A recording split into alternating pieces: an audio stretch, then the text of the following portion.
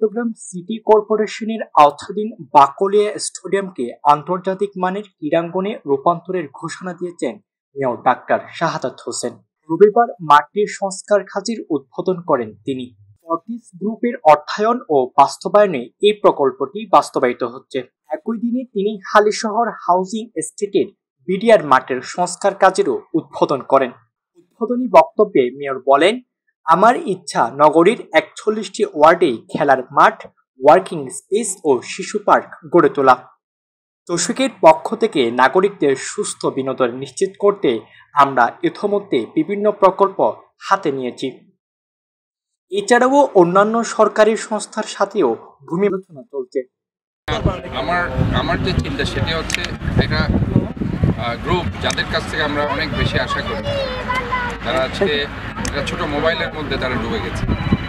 আমরা এটা বলছি না যে মোবাইল তারা ইউজ করবে না, মোবাইলের ভালো অংশগুলো তারা অবশ্যই ইউজ করবে। আজকে চট্টগ্রামের একজন মেয়র হিসাবে নয়, চট্টগ্রামের একজন নাগরিক সেবা দেওয়ার লক্ষ্যে একজন নগর সেবক হিসাবে আমি মনে করি যে প্রত্যেকটি ক্ষেত্রে আমাদেরকে কিছু দায়িত্ববোধের জায়গা থেকে আমাদের কিছু কাজ করা উচিত এবং সেই লক্ষ্যে আমি আজকে মনে করছি যে এই গ্রুপটাকে আমরা যদি আজকে যারা এইসব দিকে ধাবিত হচ্ছে খুব বেশি অথবা কিশোর গ্যাঙ্গে পরিণত হচ্ছে অথবা টার্ফ হওয়ার কারণে কি তারা সেখানে টাকা পয়সা দিয়ে খেলতে পারছে না, আমরা সবাইকে বিনোদনের জায়গা হিসাবে এই মাঠটাকে আমরা বেছে নিয়েছি।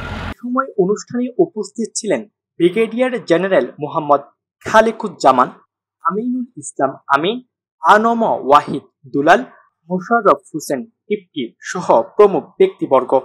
Report, Chattogram news.